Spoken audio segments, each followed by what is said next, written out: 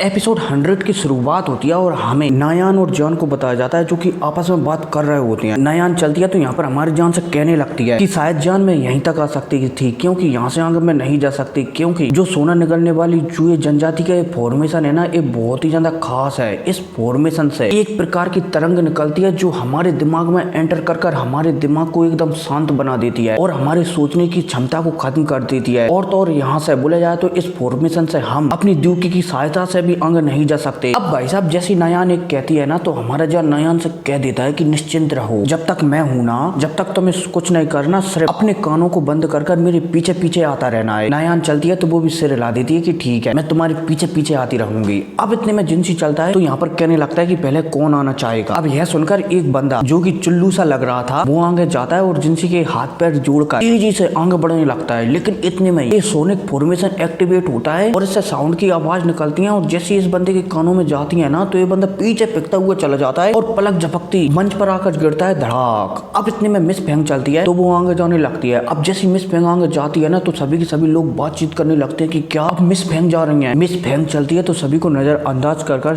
जिनसी को ग्रीड करने लगती है कि मैं लाइटनिंग पवेलियन से मिस फेंग आपको ग्रीड करती हूँ, मेरे टीचर लेई जिंजे ने आपको ग्रीड करना भेजा है, मतलब कि परिणाम भेजा है। अब भाई साहब यह कहकर मिस फेंग चलती है तो आगे बढ़ती है और अपनी 3000 लाइटनिंग को एकदम फुल स्ट्रेंथ में उपयोग कर तेजी से इस फॉर्मेशन से आगे गुजरने लगती है और पलक झपकती 2-3 मुड़काव लेती है और सीधा पहाड़ के टॉप पर। अब जब हमारे जान ये देखता है कि मिस फेंग ऊपर पहुंच चुकी है तो हमारे जान के चेहरे पर मुस्कुराहट आ जाती है। अब इतने में हमें टेंग ली को बताया जाता है। टेंग ली चलता है तो वो आगे बढ़ता है और जिनसी को प्रणाम वगैरह करता है कि नमस्ते जिनसी जी, मतलब कि एल्डर मेरे टीचर ने आपको प्रणाम भेजा है, मतलब कि थोड़ी बहुत बातें करता है। और अब टेंग ली चलता है तो अपनी तलवार को निकालता है और उस पर बैठकर बोला जाए तो उस पर खड़ा होकर तेजी से इस फॉर्मेशन को चीरते हुए पलक झपकती ऊपर पहुंच जाता है। अब इतने में हमें वांग चैन को बताया जाता है। वांग चैन चलता है तो वो आगे बढ़ता है और जिनसी को एकदम स्टाइल में कहने लगता है कि मेरे टीचर ने तुम्हें परिणाम भेजा है और मैं येलो स्पिरिट पवेलियन से वांग चैन। जिनसी चलता है तो वांग चैन को एकदम नजरअंदाज कर देता है कि अबे साले निकल, मतलब कि हवा आने दे, आगे बढ़। वांग चैन चलता है तो वो भी जिनसी को नजरअंदाज कर तेजी से पलक झपकती पहाड़ के ऊपर पहुंच जाता है। हालांकि वांग चैन की हालत थोड़ी गंभीर हो जाती है लेकिन वो पहुंच जाता है। अब इतने में हमें म्यू किंग लुआन को बताया जाता है। म्यू किंग लुआन चलती है तो वो जिनसी के सामने झुकती है और जिनसी पहले से ही म्यू किंग लुआन को जानता था, क्योंकि म्यू किंग लुआन है ना एक प्रकार की ये बीस्ट है हमारी जियाक जैसी, इसलिए जिनसी म्यू किंग लुआन को बहुत ही अच्छी तरह से जानता है। जिनसी चलता है तो यहाँ पर म्यू किंग लुआन से कहने लगता है कि उस समय जो तुम्हारी ट्राइब ने फैसला लिया था ना तुम्हें फैनजुंजे का शिष्य बनने का, ऐसा लगता है कि वो आज सच में काम कर रहा है। चलो इन बातों को छोड़ो, आगे बढ़ो। अब भाई साहब यह सुनकर म्यू किंग लुआन चलती है तो वो एक बांसुरी निकालती है और उसे बजाते हुए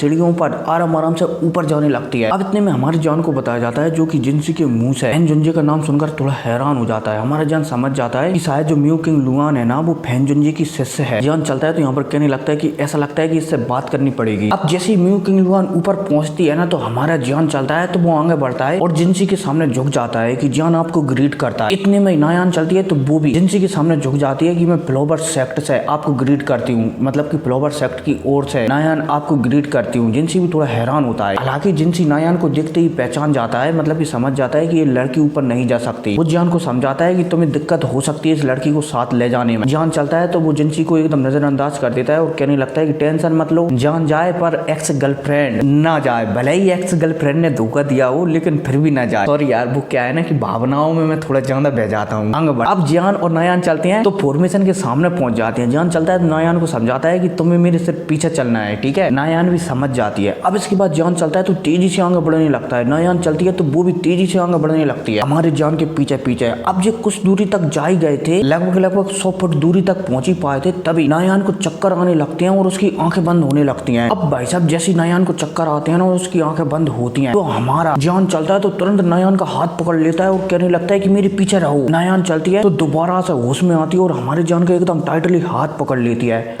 हालांकि ये सोनिक शक्तियां दोबारा से नयान और हमारे जान से टकराने लगती हैं। हमारे जान समझ जाता है कि अगर वो अपनी ड्यूटी की पावर से ही आगे बढ़ता रहा तो वो नयान को साथ लेकर तो ऊपर कभी भी नहीं पहुंच सकता। जान चलता है तो यहाँ पर एक टेक्निक थी हमारे जान के पास, लॉइन ड्रैगन सोनिक टेक्निक। जान चलता है तो उसी टेक्निक का उपयोग कर देता है और अपने मुंह से एक पावरफुल ड्रैगन की दहाड़ निकालता है। अब जैसे हमारे जान की दहाड़ निकलती है ना तो ये चूहे जो अभी तक सोनिक आवाज निकाल रहे थे ये पलक झपकते ही बहुत ही ज्यादा जख्मी हो जाती है। जख्मी क्या टूट टूट कर बिखर जाती है। और तो और हमें जिंसी को बताया जाता है, वो भी हैरान हो जाता है कि ये तो ड्रैगन की दहाड़ है, भला ये तो ह्यूमन है, इसके पास भला ये ड्रैगन की दहाड़ कैसे आ सकती है। हालांकि यहाँ पर जिंसी जानता है कि कोई नॉर्मल टेक्निक से मेरे इन चूहों को नहीं तोड़ा जा सकता। जिंसी समझ जाता है कि ये पक्का ड्रैगन की दहाड़ ही है। लेकिन अब जिंसी चलता है तो अपने आप को काबू में लाता है, मतलब कि शांत करता है और यहाँ पर कहने लगता है कि अगला कौन आएगा। इतने में हमारी जान को बताया जाता है जो कि ऊपर पहुंच चुका है और नायान को गोलियां वगैरह दे रहा है ताकि नायान जो जख्मी हुई है ना वो एकदम ठीक हो सके। अब इतने में हम म्यू किंग लुआन को देखते हैं जो कि हमारी जान से पूछने लगती है कि तुम्हारा नाम जान है ना,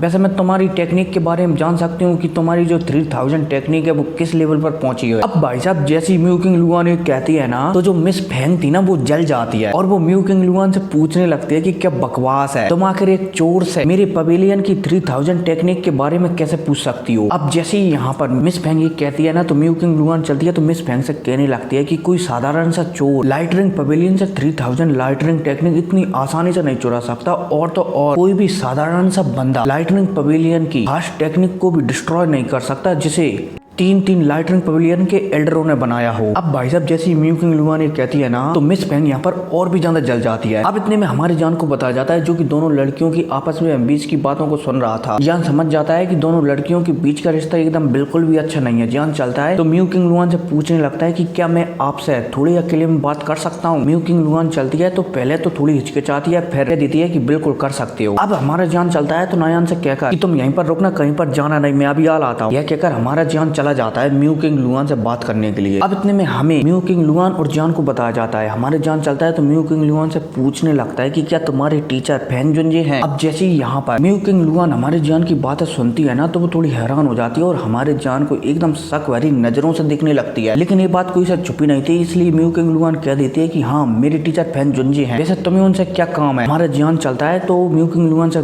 पूछने लगता है कि मैं उनसे कैसे मिल सकता। म्यू किंग लुआन चलती है तो हमारे जान से पूछने लगती है कि तुम्हें पर उनसे क्यों मिलना है। जान चलता है तो बहाना देने लगता है कि वो क्या है ना कि मेरे टीचर ने मुझसे कहा है कि मैं जाकर फेंग जुनजे से मिलूं और उनके बारे में बताऊं, इसलिए मैं फेंग जुनजे से मिलना चाहता हूं। म्यू किंग लुआन चलती है तो जान की बातें सुनकर पूछने लगती है कि वैसे तुम्हारे टीचर का नाम क्या है। हमारा जान चलता है तो मना कर देता है कि मैं मेरे टीचर का नाम नहीं बता सकता क्योंकि उन्होंने मना किया है कि मैं मेरे टीचर का नाम किसी को ना बताऊं। अब यहाँ पर इनके बीच ऐसी बातचीत होती रहती है। म्यू किंग लुआन समझ जाती है कि जान की पावर इतनी नहीं है कि वो मेरे टीचर को नुकसान पहुंचा सके, इसलिए वो सच सच बता देती है कि देखो मेरे टीचर है ना वो उन्हें ट्रेवल करना बहुत ही ज्यादा पसंद है, इसलिए वो तुम्हें इतनी आसानी से तो नहीं मिलेंगे। लेकिन आज से 3 महीने बाद लाइटनिंग पवेलियन में एक कॉम्पिटिशन होने वाला है चारों पवेलियन का, तो वहाँ पर मेरे टीचर पक्का आएंगे तो तुम वहाँ से मिल सकते हो। अब भाई साहब जैसे हमारा जान म्यू किंग लुआन की बात सुनता है ना तो वो थोड़ा हैरान हो जाता है, लेकिन वो सिर हिला देता है कि ठीक है। अब हमारा जान नायान के पास वापस आता ही है, तभी यहाँ पर जो सोना निकलने वाले चूहे जंजारी का मेंबर था ना बोला जाए तो फर्स्ट एल्डर, वो यहाँ पर आ जाता है और हमारे जान को बुलाकर ले जाता है कि तुम्हें हमारे लीडर बोला जाए तो जिंसी ने बुलाया है। हमारे जान चलता है तो वो भी इस बंदे के पीछे पीछे चला जाता है। अब इतने में हमें जिंसी को बताया जाता है जो कि एक जगह पर हमारे जान का इंतजार कर रहा था। अब जैसे ही जान जहाँ पर आता है ना तो वो जिंसी को सबसे पहले ग्रीट करता है और फिर कहने लगता है कि मुझे पता है कि तुम अंदर से बहुत ही ज्यादा जख्मी हो, बोला जाए तो तुम्हारी अंदर से कोई खराबी है शरीर में, इसलिए शायद तुमने मुझे यहाँ पर बुलाया है। जिंसी भी हैरान हो जाता है कि जान ने उसे देखते ही पहचान गया है कि उसके अंदर जख्मी है। जान चलता है तो बैठकर जिंसी को एकदम जांच पड़ताल करने लगता है अपनी अंदरूनी शक्तियों से,